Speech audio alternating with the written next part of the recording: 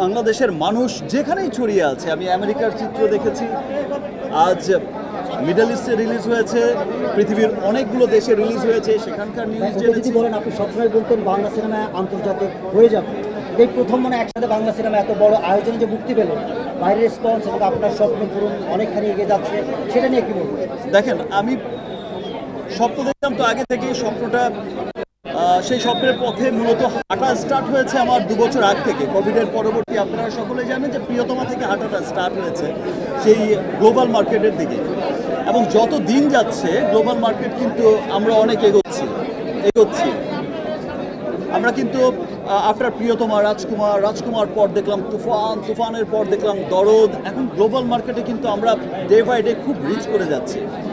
আমরা আমাদের স্বপ্নের কিন্তু সেই লক্ষ্যে এখনো পৌঁছাইনি, এখনো যেতে হবে অনেক দূর, এখনো কাজ করতে হবে, এখনো অনেক দূর যাওয়া আমাদের বাকি।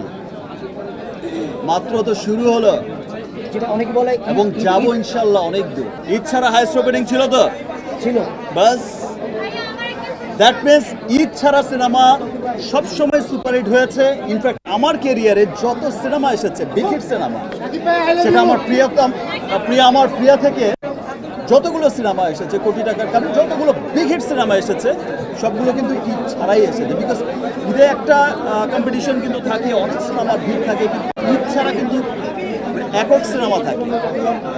তো এটা সবসময় প্রমাণিত হয়েছে, আজকে দরদ দিয়েও আবার প্রমাণ করলো যে না, ঈদ ছাড়া সিনেমায় অনেক বেশি সুপারহিট হওয়ার অপশন থাকে। এবং ইনশাল্লাহ আমরা আরও সুন্দর সুন্দর কাজ করব এবং আমাদের সেই লক্ষ্যে পৌঁছে যাব। দুলুমিয়ার কথা আপাতত সিনেমা হলে দেখেন।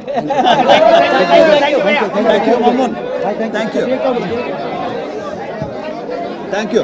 আজকে হচ্ছে মামুন, যেমন ওই যে আমি বলেছিলাম খুব রাগ করে আপনাদের সকল সাকিবিয়ানদের পক্ষে এবং স্পেশাল থ্যাঙ্কস আজকে জানাচ্ছি যে মামুনের সিনেমার জন্য সাকিবিয়ানরা এত শ্রম দিয়েছে।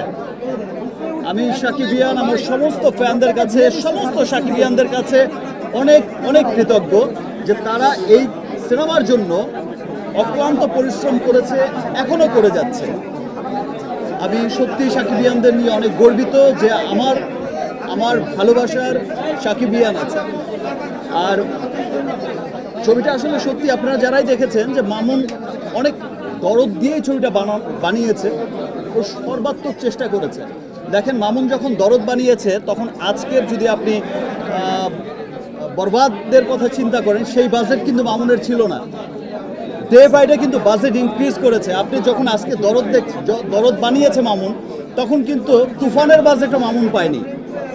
এটা তুফানের বাজেটের সিনেমাও ছিল না। আমি আগেও বলেছি, আমি ডে বাই ডে কিন্তু আমরা ইনক্রিজ করছি, ডে বাই ডে আমরা সামনে এগিয়ে যাচ্ছি।